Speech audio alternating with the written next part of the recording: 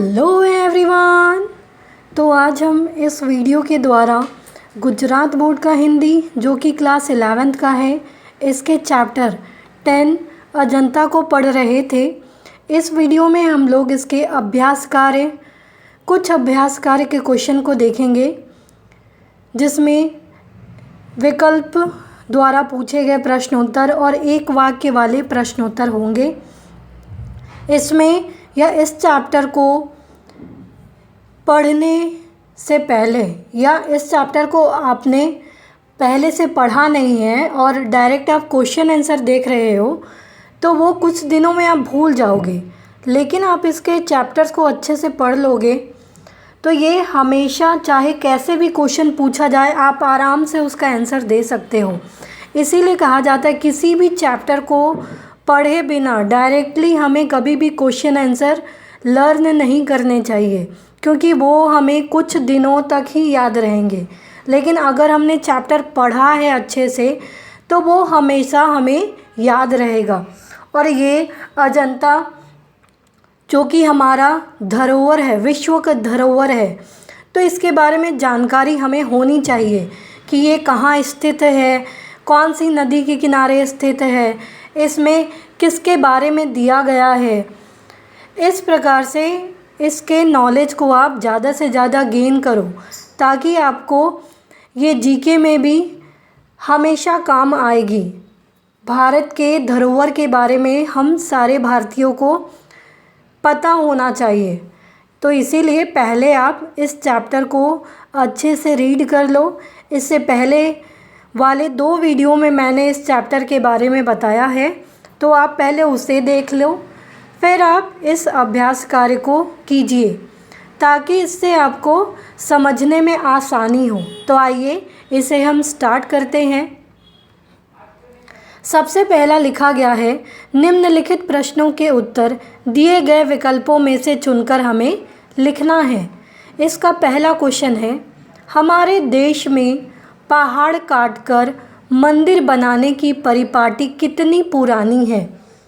तो हमने पढ़ा था कि हमारे देश में पहाड़ को काटकर ये परंपरा चली आ रही है कि पहाड़ों को काटकर मंदिर बनाए जाते थे। इसीलिए आप पहले कोई भी मंदिर या पहले के कोई भी मंदिर आप देखेंगे तो वो पहाड़ों को काटकर बनाई जाती थी। तो ये जो परंपरा है ये कब से स्टार्ट हुई है?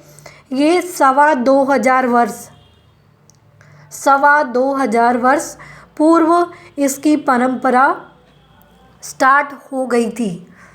सेकंड क्वेश्चन है, अजंता की गुफाएं किस पर्वतमाला में स्थित है। तो हमने पढ़ा भी था कि मुंबई और हैदराबाद के सह्याद्री पर्वत श्रृंखला जहाँ पे अजंता की गुफाएं स्थित है, तो सह्याद्री पर्वत श्रृंखला के पास अजंता की गुफाएं स्थित है। अजंता की गुफा के समीप कौन सी नदी है? नर्मदा नदी है, बहादुर नदी है, सरयू नदी है या विश्वामित्री। तो हमने पढ़ा था कि अजंता की गुफा के पास में कौन सी नदी बहती है, तो वो है बहादुर नदी। इसका हमें ध्यान रखना है। ये सह्याद्री पर्वत श्रृंखला में स्थित है और अजंता की गुफा के समीप में बहादुर नदी बहती है। फोर्थ क्वेश्चन है, अजंता की गुफा में किसके जीवन की घटनाओं के चित्र है? शिव के, महावीर के, कृष्ण के या बुद्ध के। तो हमने पढ़ा भी है कि जातक कथाएं कितने सारी दी गई हैं, जिसमें अजंता की गुफा में बुद्ध के जीवन के बारे में हमने पढ़ा कि बुद्ध के जीवन में जो जो घटनाएं हुई, निर्माण से लेकर उनके अंत काल तक कैसे कैसे क्या क्या घटनाएं हुई, हर एक चीज़ को, हर एक सिचुएशन को वहाँ पे दीवारों में उकेरा गया है। तो अजंता की गुफा में बुद्ध के जीवन की घटना दिखाई गई है। फिफ्थ क्वेश्चन है, अजंता की गुफाओं के चित्र किस काल के हैं? रीतिकाल, आदिकाल, गुप्त काल या मुगल काल। तो इसके आंसर होंगे गुप्त काल। इसमें हमने पढ़ा भी था कि अजंता के गुफाओं में जो चित्र बनाए गए हैं वो गुप्त काल के हैं। नेक्स्ट है, निम्नलिखित प्रश्नों के उत्तर एक एक वाक्य में लिखिए। फर्स्ट क्वेश्चन है, आदमी ने जिंदगी को अमर बनाने के लिए क्या किया?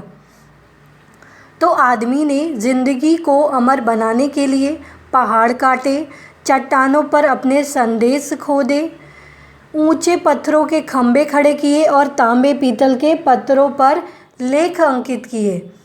तो हमने देखा भी था कि आदमी ने अपने जीवन को अमर बनाने के लिए सबसे पहले पहाड़ काटे, पहाड़ों को काटकर उन्होंने मंदिर भी बनाया था। उसके अलावा चट्टानों पर अपने संदेश को खोदा, अपने संदेश को जाहिर किया। उसके बाद ऊंचे ऊंचे पत्थरों के खंभे बनाए गए।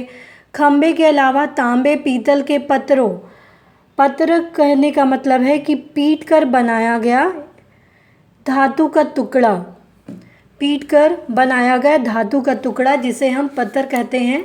तो तांबे और पीतल के पत्रों पर लेख लिखे गए। नेक्स्ट क्वेश्चन है, अजंता के चित्रों की नकल कहाँ मिलती है?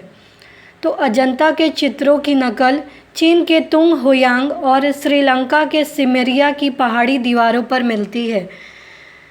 तो हमने ये चैप्टर में भी पढ़ा था कि अजंता के जो चित्र है उनकी नकल चीन के तुंग हुयांग में और श्रीलंका के सिमरिया की पहाड़ी के दीवारों में हमें ये देखने को मिलेगी। थर्ड क्वेश्चन है, यशोधरा ने बुद्ध को भिक्षा में क्या दिया? तो यशोधरा ने सिद्धार्थ को भी खो दिया था। तो यशोधरा के पास एकमात्र उसकी संपत्ति थी उसका पुत्र राहुल। तो यशोधरा ने बुद्ध को भिक्षा में पुत्र राहुल को दिया। नेक्स्ट क्वेश्चन है, जातक कथा किसे कहते हैं? हमने चैप्टर में भी पढ़ा कि जातक कथा होती है। तो ये क्या होती है, किसे कहते हैं ये? तो बुद्ध के पिछले जन्मों की कथाओं को जातक कथाएं कहते हैं। ये हमेशा हमें ध्यान रखना है, अगर कभी पूछा भी जाए कि जातक कथा किसे कहते हैं तो बुद्ध के पिछले जन्मों की कथाओं, जैसे वो पिछले जन्म में वो क्या क्या थे, कपि थे, मृग थे, फिर हाथी थे। तो इस तरीके से उनके पिछले जन्मों की जो कथाएं हैं, बंदर की, हाथी की और हिरण की, इनके बारे में हमने पढ़ा। तो उन कथाओं को जातक कथाएं कहते हैं। फिफ्थ क्वेश्चन है, अजंता की गुफाओं का निर्माण कब हुआ था? तो अजंता की गुफाओं का निर्माण ईसा से करीब 200 साल पहले हुआ था। ईसा से यानी ईसा पूर्व या ईसा के बाद। हम लोग कब कहते हैं, ये हम अनुमान लगाते हैं कि जब ईसा मसीह का जन्म हुआ था तो जन्म से पहले ईसा पूर्व और उनके बाद। तो इस प्रकार से अजंता की गुफाओं का निर्माण कब हुआ था? करीब 200 साल पहले हुआ था। तो इस प्रकार से हम देखते हैं कि इसके विकल्प वाले क्वेश्चन आंसर और एक वाक्य वाले क्वेश्चन आंसर समाप्त होते हैं। इसे चाहा जाता तो इसमें क्या होता कि आप फटाफट आंसर देख के रट लिया आपने कि हाँ इसके आंसर होंगे, इसके आंसर ये होंगे। लेकिन आपको इसमें समझना पड़ेगा ताकि आप लॉन्ग क्वेश्चन आंसर में भी आपको आसानी हो लिखने में। हर चीज़ आप रट कर नहीं लिख सकते हो। समझो, इसको क्लियर करो, चैप्टर रीड करो तो आपको ये चैप्टर क्लियर हो जाएगा। ये या इसके अलावा कोई भी चैप्टर में यही रूल्स फॉलो होते हैं। तो उम्मीद है आपको ये क्वेश्चन आंसर समझ में आए होंगे। तो प्लीज़ आप इस वीडियो को ज़्यादा से ज़्यादा शेयर करें ताकि इसका लाभ ज़्यादा से ज़्यादा लोग उठा सकें। इसे लाइक करें, सब्सक्राइब करें। Thank you.